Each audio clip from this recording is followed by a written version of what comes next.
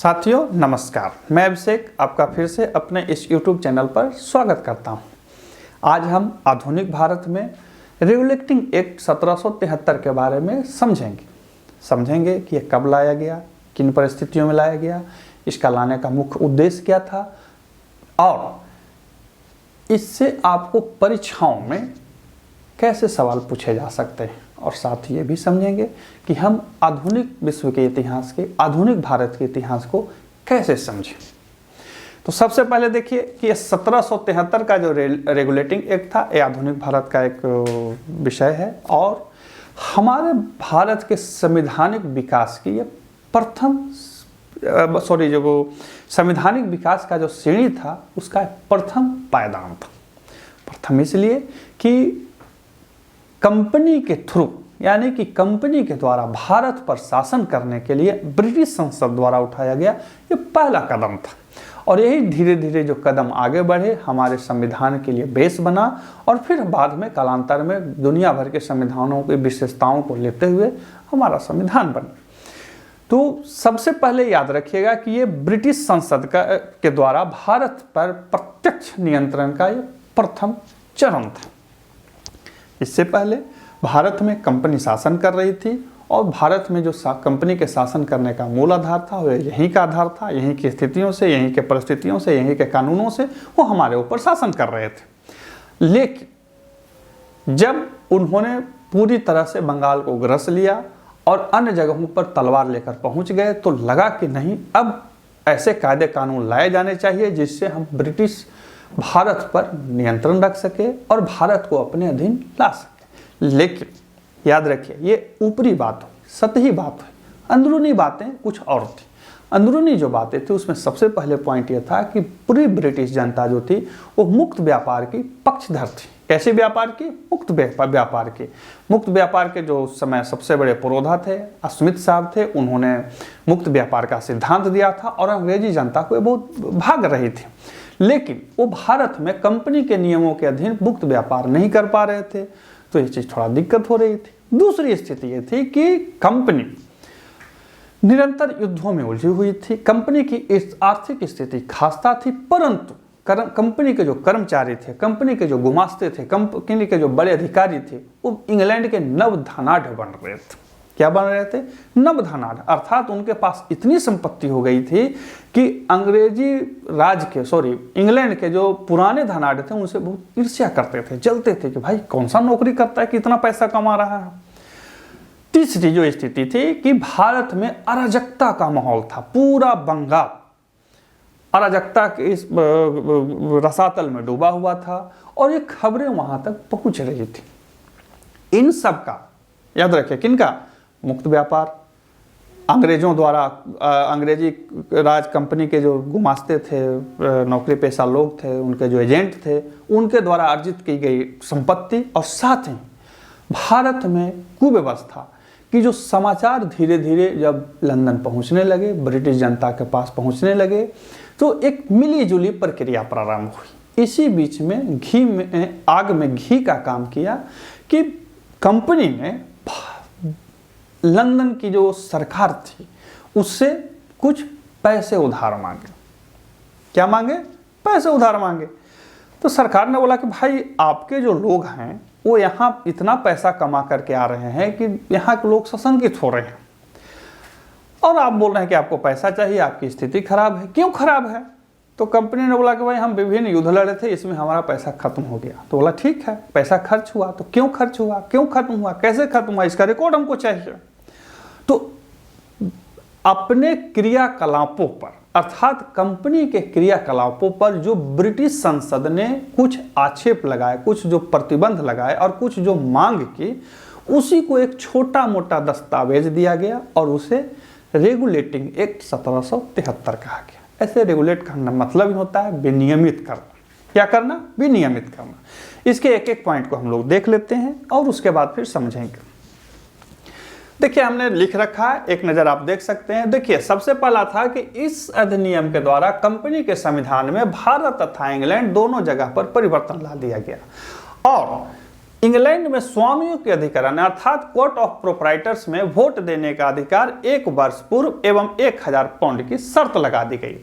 दूसरा शर्त यह लगाया गया कि कोर्ट ऑफ डायरेक्टर की संख्या 24 होगी तथा इनमें प्रत्येक वर्ष 25% अवकाश प्राप्त होंगे। और तीसरा जो शर्त लगाया गया कि आपके जो पत्राचार हैं वो हमें दिखलाने हों। इसको समझ लीजिए। अभी तक ये हो रहा था कि जो कंपनी अपने मामले थी वो पूर्ण रूपेण संसद को नहीं दिखलाती थी। एक बहुत ही बड़ा झोला था, कंपनी अपने मन से काम कर रही थी, उसको कोई पूछने वाला नहीं था, सिर्फ अंग्रेजी सरकार को लाभांश दे देती थी, सरकार भी खुश, कंपनी भी खुश। अब बोला गया कि नहीं, अब हम आप पर कुछ नियम आरोपित करते हैं। पहला नियम क्या किया?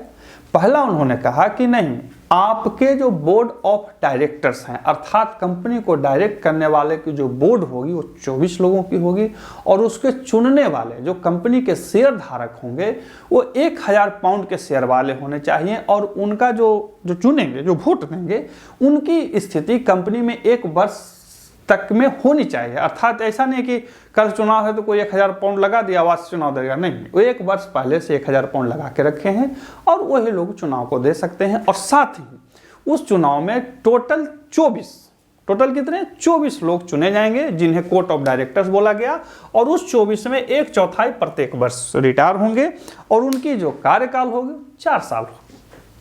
फिर से समझ लीजिए, कोर्ट ऑफ डायरेक्टर्स जो थे वो 24 लोगों की एक मंडली थी जिनका चुनाव 4 वर्ष के लिए होता था और उनमें से प्रत्येक 1/4 लोग रिटायर कर जा रहे थे प्रत्येक वर्ष। उनके चुनने वाले जो शेयर धारक होते थे उनको 1000 पाउंड का शेयर कंपनी में लगा हुआ होना चाहिए और 1 वर्ष पूर्व से लगा होना चाहिए। ये पहला उनमें बदलाव किया गया। दूसरा बदलाव किया गया कि नहीं, आप जो अपने कंपनी के जो अधिकारी हैं उनसे जो पत्राचार करते हैं, आपने पैसा कहाँ से लिया, आपने पैसा कहाँ खर्च दिया, आप अपने सैन्य और असैन्य सारे मामले और सारे पत्राचार ब्रिटिश संसद के सामने रखेंगे। अर्थात ब्रिटिश संसद के द्वारा नियुक्त जो प्राधिकारी होंगे उनके सामने आपको दिखलाना होगा। अर्थात अब जो है नियम पूरी तरह से कड़ी हो गई। इसके बाद भारत, ये तो इंग्लैंड में परिवर्तन किया गया। भारत में क्या क्या परिवर्तन किया गया? भारत में किया गया कि बंगाल में एक प्रशासक मंडल लाया गया। यह मंडल लाया गया, प्रशासक मंडल लाया गया जिसमें 4 पार्षद और 1 अध्यक्ष था जिसे गवर्नर जनरल बोला गया। और वारेन हेस्टिंग्स प्रथम भारतीय गवर्नर जनरल, भारत के प्रथम गवर्नर जनरल बनाए गए। हालांकि उससे पहले वो बंगाल के थे।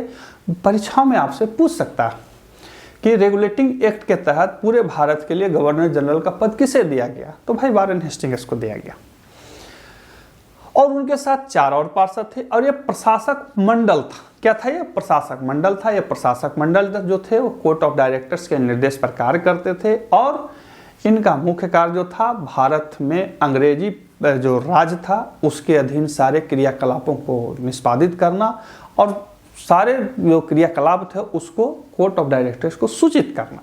और ये फैसला लेते थे, ये बहुमत के आधार पर लेते थे। किसके आधार पर? बहुमत के आधार पर। ये बहुमत वाला झमेला जो है आगे पढ़ेंगे जब हम पिट्स इंडिया एक्ट को पढ़ेंगे। पहले इसको देख लीजिए और इतिहास जब पढ़िए तो एक एक विषय को एक एक भाव से अलग अलग पढ़िए ताकि परीक्षाओं में कंफ्यूजन ना हो। अब देखिए, भारत में जो प्रशासक मंडल जो थे यानी कि पार्षद और गवर्नर जनरल, उनको हटाने का अधिकार सिर्फ और सिर्फ सम्राट को था, अंग्रेजी सम्राट को, वो भी कोर्ट ऑफ डायरेक्टर्स के सिफारिश में। अर्थात उनकी जो पद और प्रतिष्ठा की सुनिश्चिति थी वो बहुत हाई रखी गई। अर्थात संसद जो थी उनके कलापों में, उनके किसी भी प्रकार के क्रियाकलापों में हस्तक्षेप नहीं कर सकती थी और साथ ही उनको पद से नहीं हटाया जा सकता। ये बहुत बड़ी बात थी। जानते हैं क्यों रखा गया इस पद को, बने इतना पावर में? इसलिए कि भारत में अंग्रेजी राज को मजबूत किया जा सके। अर्थात भारत में अंग्रेजी राज को बिगाड़ने में ऐसा ना हो कि कोई एक व्यक्ति उठे या कोई एक सरकार उठे और थोड़ा सा भी हस्तक्षेप डाल दे। नहीं, अंग्रेजी राज को भारत में मजबूत रखने के लिए भारत के जो गवर्नर जनरल का जो पद था उसको दुनिया का सबसे बड़ा सुशोभित पद रखा गया। आपको पता है कि मैंने लिख रखा है, देख लीजिएगा नीचे, उनका जो वेतन था वो तत्कालीन दुनिया का सबसे ऊंचा वेतन था। अमेरिकी राष्ट्रपति भी उनके सामने फेल थे और उनका जो एरिया था, उनका जो क्षेत्र था, उनके जो पद की जो ठसक थी वो आज तक किसी को नसीब नहीं हुई। ठीक है? किनके? भारत में जो गवर्नर बनाए जाते थे, हम लोग जब छोटा थे तो लोग बोला करते थे, जब हम लोग कुछ अच्छी तरह से अलग टाइप का व्यवहार करते थे तो लोग बोलते थे बड़े का आप लाट साहब हैं। बचपन में नहीं समझ में आता कि भाई लाट साहब क्या होते हैं। बाद में पता लगा कि लॉर्ड साहब, लॉर्ड साहब का मतलब लाट साहब देहाती भाषा बिगड़ के बन गई थी। ये उस अंग्रेजी गुलामी के अवशेष थे जो वायसराय को प्राप्त थे, ठीक है ना। तो उनकी सनक ऐसी थी। इसके अलावा भारत में एक उच्च न्यायालय की स्थापना की गई जो पूरे अंग्रेजी भारत के मामले को देख रही थी।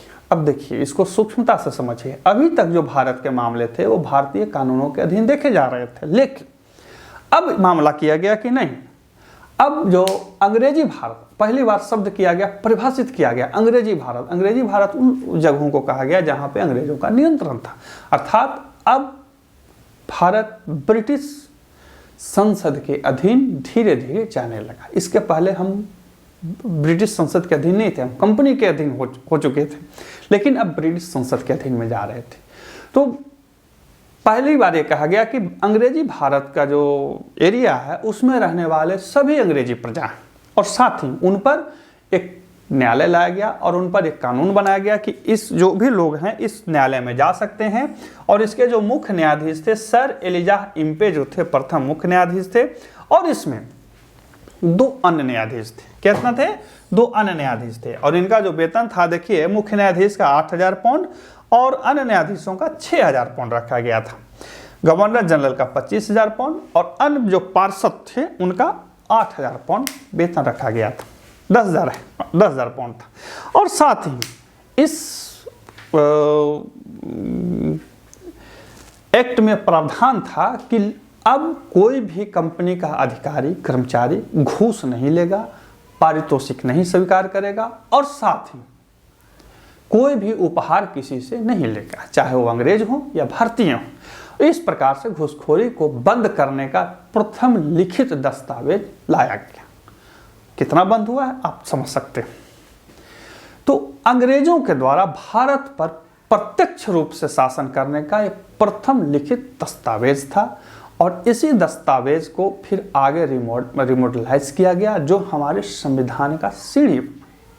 तो परीक्षाओं में आपसे यही सब चीज़ें पूछ सकती हैं कि रेगुलेटिंग एक्ट कब आया, 1773। एक चीज़ याद रखिएगा कि इसके समय ओनली सिर्फ और सिर्फ एकमात्र गवर्नर जनरल थे वारेन हेस्टिंग्स, अर्थात इस एक्ट के तहत वारेन हेस्टिंग्स ही बने, और जैसे ही वहाँ हटे एक एक्ट के जगह पर फिर दूसरा एक्ट लाया गया, उसको अलग अवधि में पढ़ेंगे। इसके बाद पढ़िएगा कि इसके बाद ध्यान रखिएगा कि स्वामियों के अधिकरण में क्या बदलाव किया गया, अर्थात उनके लिए लाया गया कि भाई 1,000 पाउंड का जो शेयर है और 1 साल पहले से है वही वोट दे सकते हैं। कोर्ट ऑफ डायरेक्टर की संख्या 24 निश्चित की गई, वो उनमें से भी 25% हर साल रिटायर होंगे, और कोर्ट ऑफ डायरेक्टर्स में जो एक बार चुने जाएंगे वो 4 वर्ष के लिए चुने जाएंगे। बंगाल में एक प्रशासक मंडल लाया गया और उस प्रशासन मंडल में एक अध्यक्ष बना जिसे गवर्नर जनरल बोला गया, और बंगाल का ही गवर्नर जनरल समस्त अंग्रेजी भारत का गवर्नर जनरल रखा गया। इसके पहले जो गवर्नर थे सब अलग अलग थे, अब समस्त अंग्रेजी भारत के जो गवर्नर थे उनको बंगाल के गवर्नर जनरल के अधीन लाया गया, और एक उच्चतम न्यायालय की स्थापना की व्यवस्था की गई। और इसी के तहत जो उच्चतम न्यायालय स्थापित हुआ था वो 1774 में, याद रखिएगा कब हुआ, 1774 में कलकत्ता में न्यायालय की स्थापना की गई। सर एलिजा इम्पे जो थे प्रथम न्यायाधीश, मुख्य न्यायाधीश थे, उनके साथ 2 और न्यायाधीश थे, नाम ध्यान रखना कोई जरूरी नहीं है, परीक्षाओं में उन्हीं के बारे में पूछेगा। और इनका जो कार्य था वो न्याय करना था अंग्रेजी नियमों के अधीन और उन नियमों के अधीन जो यहाँ प्रचलन में थे। अब एक सवाल आपके मन में आ सकता है कि भाई इसमें कोई नई बात तो थी नहीं? नई बात थी।